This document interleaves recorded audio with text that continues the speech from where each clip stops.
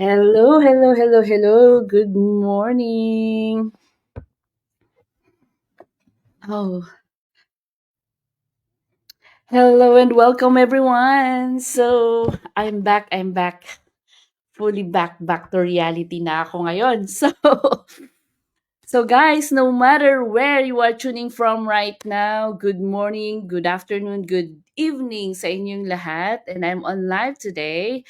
And I'm back from Antioch, California. So, time check muna tayo ngayon. It's already Thursday, September 5 at 12:49 p.m. And ito na nga, balik na sa realidad ang sabi nila. So, yes, if you see me for the first time on my live today, my name is Julianne, by the way, and I'm a proud digital business owner and a mentor where we help individuals to jumpstart their online business. And you may see me every day on my live on my Facebook. I have my Facebook page, which is the Jawan Kids, and my Facebook profile, Leah Nabad. And I have my website, which is the www.josonkit.com. And because I have a digital online business, as I have mentioned a while ago. And you just register your name and your email address, and you will see the overview of our business on what we are really doing. And if you're curious enough, just follow the steps on the overview, and you will see everything. Okay. Pag overview pa lang nakaka-goosebump. So hopefully you will try to watch that 90 minutes info session that we have on our website. And if you have any questions, you just approach me or just shoot me a message. Okay. And yes, today is our 46th day of our 90 days success challenge. And we will gonna be talking about saan ang aking banner na yon.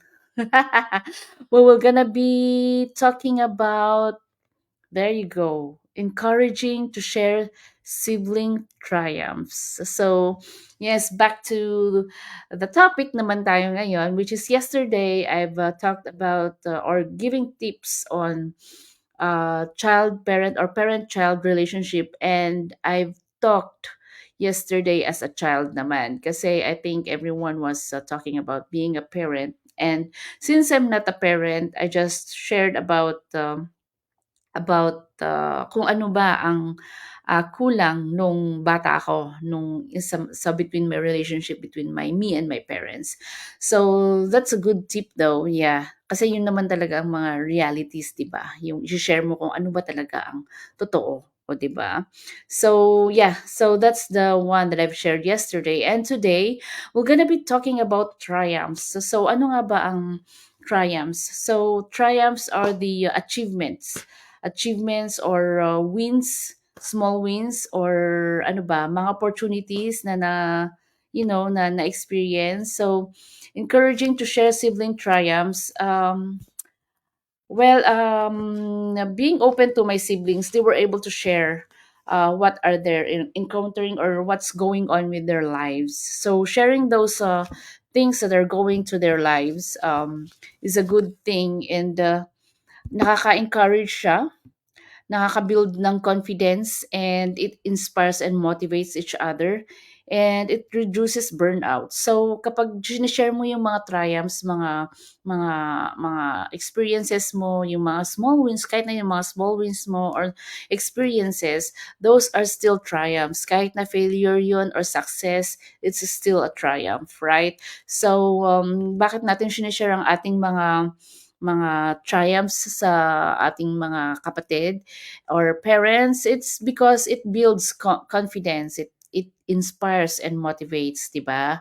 And it reduces burnout. So I think yan yung gusto kong i-share ngayon kasi in for me, if I have kung may mga failures ako, sila naman na yung takbuhan ko eh. Sila yung kasama ko, pinagsasabihan ko ng mga problema. At saka kung may mga parang success or small wins, mga ganyan, sinishare ko din sa kanila dahil alam ko sila yung unang magiging masaya para sa akin.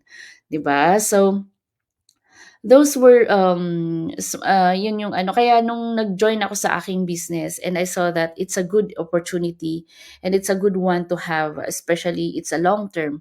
Kasi ang business namin is, has a long term goal. Hindi naman siya overnight success and hindi lang siya pang short term.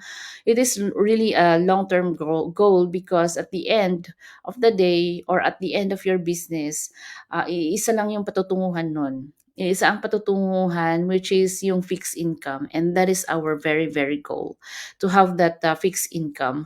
And, since nakita ko yung ganda at saka yung potential ng business na yun, um, I was able to share it with my siblings. And, the other day, when we were in Maui, you can, check on my live, the other day, 2 days ago.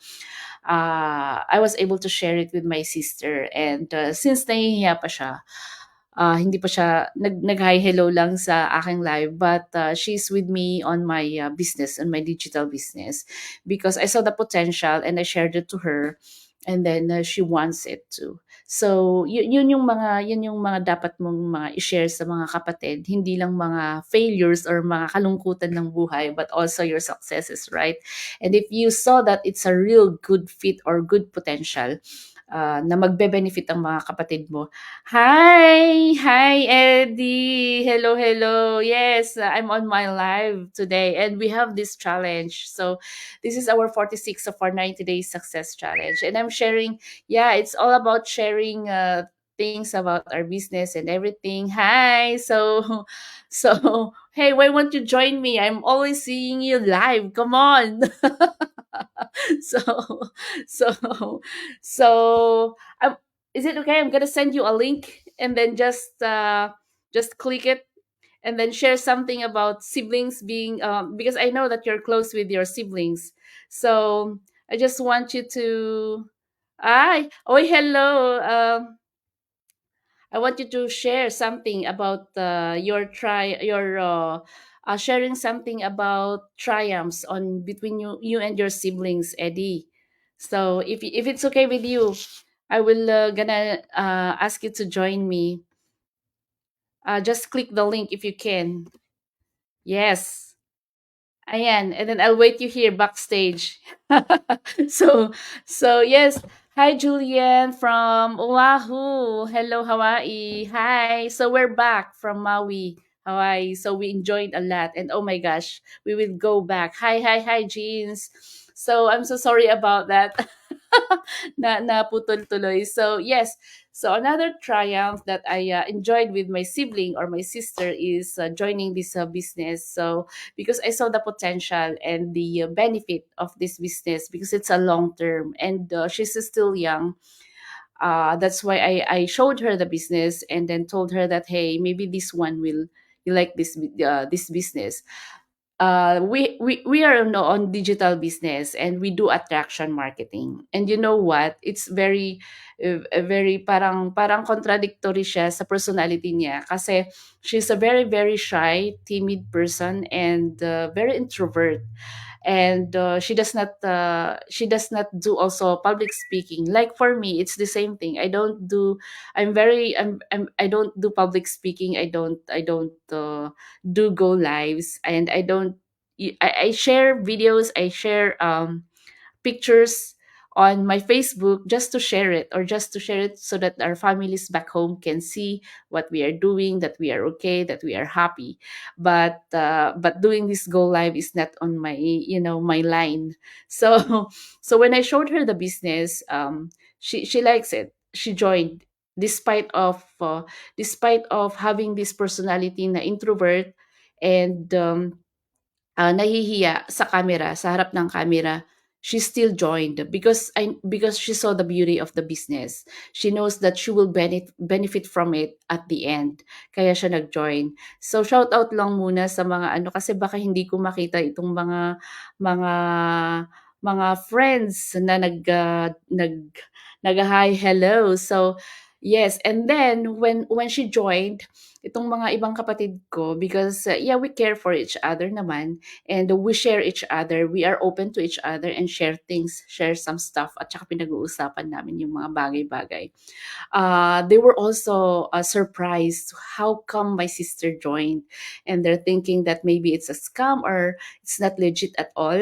But they trust me. That's why confident sila na okay lang na nag-join yung kapatid ko. But the thing is, they're still very cautious and they're asking that, hey, tingnan nyo tingnan nyo muna, step by step na tingnan nyo at kung maganda ba talaga yung pinaggagawa ninyo, sabi niya, sabi nilang ganyan. But I told them that one day I will share it to you. I will share it to you and I will show you what we are doing. So when I went for vacation last June, that's the time that I showed the business to them. I presented the business and showed them to my siblings, and then they are the one who explained it to me why it's not an MLM or why it's not kind of networking. They especially my yung pangatlo naming kapatid, he was able to explain it that that's why it's not MLM because he saw the beauty of our business. So and then I've told him that this is the only company that has this platform. It is patented only on this company. That's what I told to him, and then he said, "Yeah, because it's my first time." Because it's my first time to see it. That's what he said. He's a accounting yung unang course niya and then commerce yung graduate niya and then he's a lawyer like right now and I'm a very proud ate to tell that yes, he's a lawyer. Kaya hindi ako natakot na i-show sa kanya. But the thing is, he also wants to join but I told him that just wait. We will just make this business run first and then if we were got settled already then we will let you join. So it's a good thing that you share to your siblings your small wins, your the opportunities that you see that that can benefit them. You should share everything and because it's only because it's not only you will see or hindi lang ikaw ang ang aangat kumbaga or hindi lang ikaw ang makakatikim ng kaginhawaan sa buhay but also your siblings.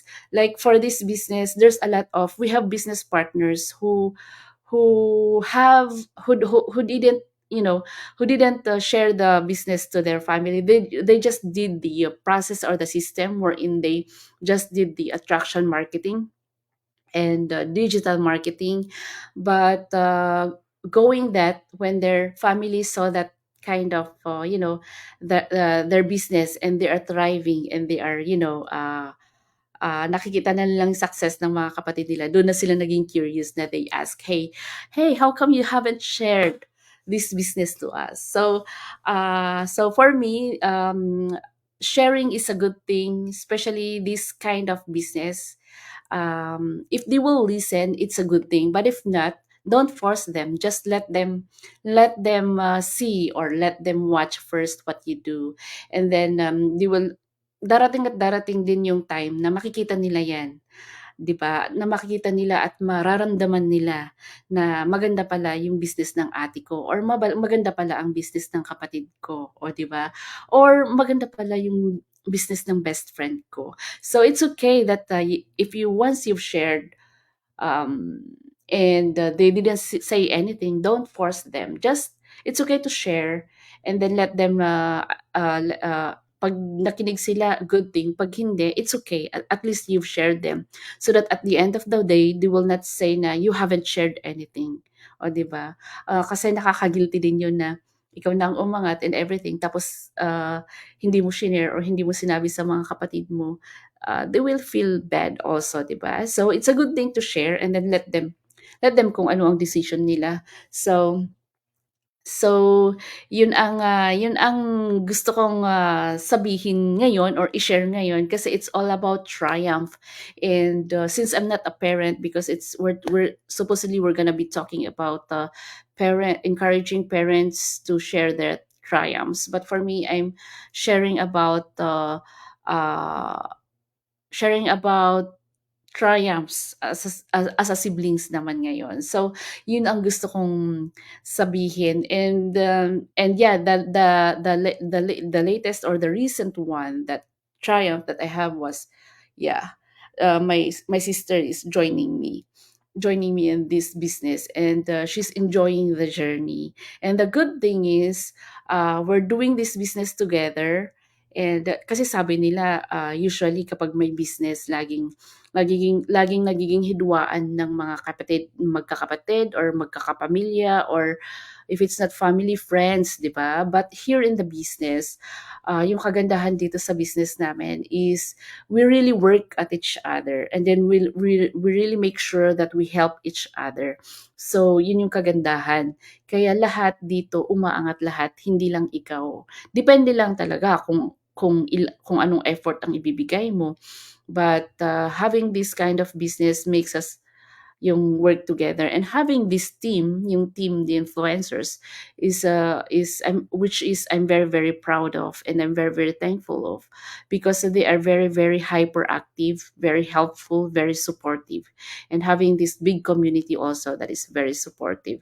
So, yun yung kagandahan. And the thing is, me and my sister just traveled from Maui and enjoyed the day, my big day.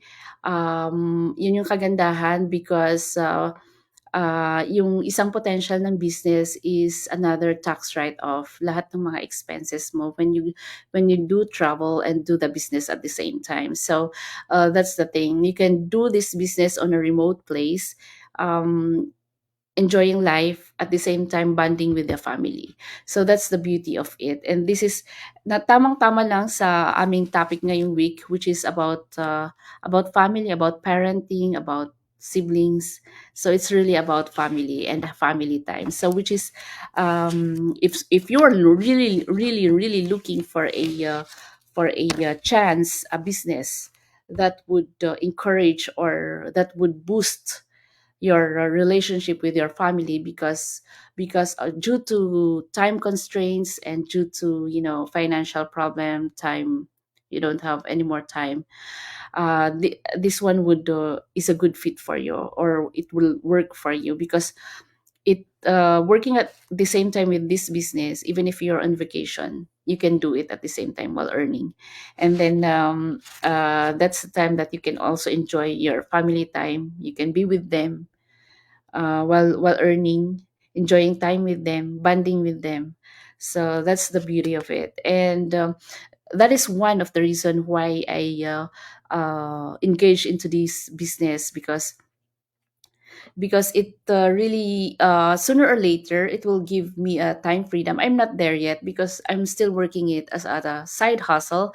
But the good thing is, we're starting to feel it, because for me, before, nursing lang yung alam kong gawin. But slowly, dahil sa business na ito, hindi ko na kailangang maghanap ng hindi ko na kailangang maghanap ng another or another part-time or per diem job, because before, I'm doing overtimes and doing per diem, and then I stopped the per diem because I'm burnt out already, and then the travel time is very far from my place. So I'm planning to look for another one.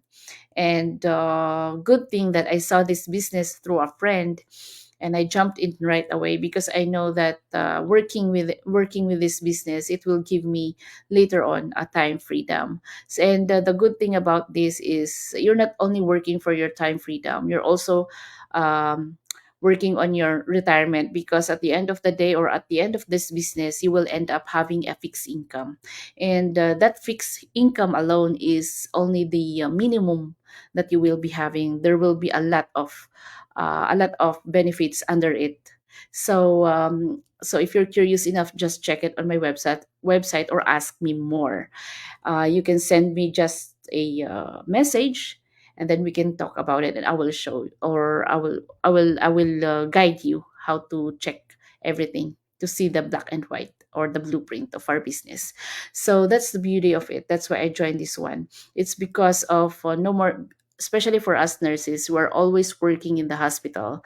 We are only spending time, or time to sleep, at home and then wake up, change again, and then go back to work again. So that's our lifestyle. That's the reality of nurses here in America. But so having a side hustle is a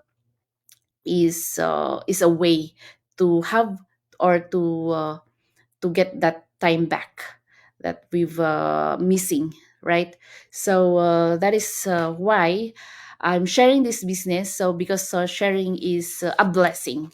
So and we want everyone to be blessed, and because because these blessings that we are experiencing right now is a good thing to share to everyone. At saka pag talagang sinabi namin it's a blessing, blessing talaga kasi where else can you find a business that it will be running right away once you joined without even knowing what kind of business you have. so so you can learn your business along the way while you're earning right away or while your business is running right away. So because other businesses, you still have you still have to wait for like 6 months or a year to be prepared to run your business. But in this business, once you join, your business is running right away. So and that is the beauty of it. So yung kagandahan nun, hindi ka pa nagwa-waste ng time. So that's 6 months alone while waiting for your business to run, or a year while waiting for that business to run, gumagana na yung business mo. So sa 6 months na yun, ang dami nang mangyayari. Hindi mo alam, baka sa 6 months na yun, na-reach mo na yung goal mo or yung talagang achievement mo when you see this business, and then you will have a vision board. You will really you never know what happened on that 6 months. While on other businesses, you are still waiting for that 6 months for your business to run, right?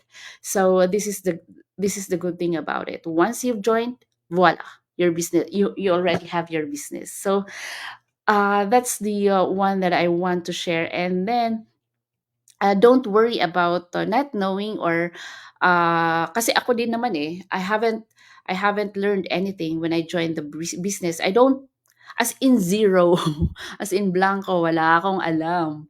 At saka wala din akong experience. But with a supportive community, with your mentors, with your coaches, and with their trainings, you will learn a lot while running your business. And don't worry, your business is running right away. I'm telling you, don't worry if someone is joining and someone is your business is progressing already. Don't worry, because you have your mentors and your coaches who's gonna catch it for you for the meantime while you are learning your business to run it.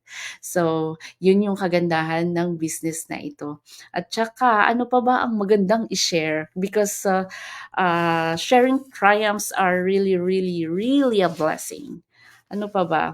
So I think that's it. And yes, yesterday I just came home, or last night I just came back from my vacation, my short vacation, and ta-da! A blessing came. so these are the blessings that we are talking about, and I'm very very thankful and happy. O di ba? Galing akong bakasyon, doing my business while I'm on vacation for like 30 minutes to an hour. That's what I'm giving to myself. Or 2 hours is the maximum, just to work on my digital business and go to my mamasyal ulit dahil bakasyon nga, at pamasyal ulit tapos balik ulit, tax write-off pa yung mga expenses, and then pagbalik may blessing pa. So, yes, I'm very, very thankful talaga. What a day. What a September to start. Thank you so much. And I think that's it that I want to share for today. And yes, sharing triumphs to your siblings or sa mga parents sa kanilang mga children, simple things of ay, ito pala ang gusto kong i-share kasi culture, kasi our Filipino culture, and yun yung natutunan ko sa Filipino culture sa sa sa culture dito, because when I came here, I was really, kasi yung mga tao dito mahilig silang, "Oh, that's perfect. Oh, that's great." Yung mahilig silang mag-greet, 'di ba? Yung good morning, good evening, good afternoon, or thank you, or mahilig silang yung parang, "Oh, that's perfect." Or kahit na hindi perfect, "Oh, that's perfect." Sabihin pa nila, 'di ba? "Oh, that's great." Yung gaganyan-ganyan sila. Yun yung natutunan ko dito, simpleng bagay lang, mga gano'n lang sila. Pero yun pala, it helps, it really helps. Kasi sa Filipino culture, they don't usually say that. They don't, hindi, ewan ko, lalo na sa probinsya namin, Igorots are not really that appreciative. Hindi nila ini-express talaga ang kanilang mga feelings. They don't really show what they feel. They don't really show what they want to say, kung ano yung nararamdaman nila. Pero kapag pangit naman yung ginawa mo, sobra namang galit na galit sila. Ganun yung ano, pero kapag maganda naman yung ginawa mo at ang perfect-perfect ng ginawa mo, parang, ganun lang, yeah, tama yan, ganyan lang. Pero dito nung pagpunta ko dito, thank you Sis Gray. Thank you for the greetings. Nung pagpunta ko dito, yung pagpunta ko dito, bakit sila mga gano'n, yung napaka-appreciative sila, napaka ano na 'to, napaka-grateful nila, yung lahat sinasabi nila. It's because, nakaka-build nga naman ng confidence at saka nakakatanggal ng burnout. Kasi 'pag nasa work ka tapos may ginawa ka lang na konti lang, na alam mong konti lang, lalo na tayo 'di ba, kasi kapag konti lang nilinis mo lang yung isang part na ano, sasabihin nila, "Oh, that's great, that's perfect, thank you so much." Gaganyan-ganyan sila 'di ba? Sa atin kasi hindi masyadong gano'n, eh, but here they do that. Ikaw na gumawa parang nakakaano talaga, nakakatanggal ng burnout, nakakatanggal ng stress, nakakatanggal ng, pagod. O 'di ba? Yun yung kagandahan kaya sabi kong ganyan, ganito pala 'tong mga 'to. But it really, those small things, those small wins, those small, kahit na success or failure man lang 'yan, dapat dapat i-acknowledge para the more na ma-motivate ang tao, o 'di ba? O the more na ma ma-inspire yung tao at saka yung confidence level tataas, gano'n pala yun. So yun yung natutunan ko kaya gayahin natin yung culture nila na lagi silang, na lagi nilang ina-acknowledge yung kahit na simpleng bagay lang or yung kahit na konting ginawa mo lang, eh, ina-appreciate ka na nila agad. And, that's the beauty of their culture. Kasi sa atin hindi masyado, eh, they don't really acknowledge yung mga gano'ng bagay. But here, napakaimportante pala na ano, baka sasabihin pa sa'yo na, 'pag hindi mo na pinansin or hindi mo in-acknowledge, eh, sasabihin pa sa'yo na, "She's kind of rude." Gaganyan sila, 'di ba? So yun yung ano, eh, yun yung maganda sa culture nila, which is yun yung natutunan ko rin kasi nagiging positive, 'yan. So, I think that's it for today. Oh my gosh, naka 28 minutes na pala tayo. And thank you so much for our 7, 8 viewers, 9 kanina. And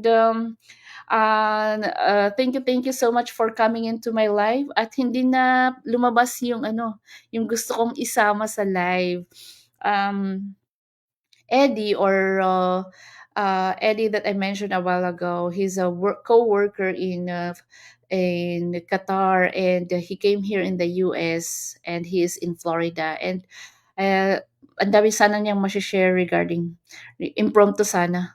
Siya sana yung huliin ko na i-share niya about being about sibling kasi alam ko na mabait din siyang kapatid.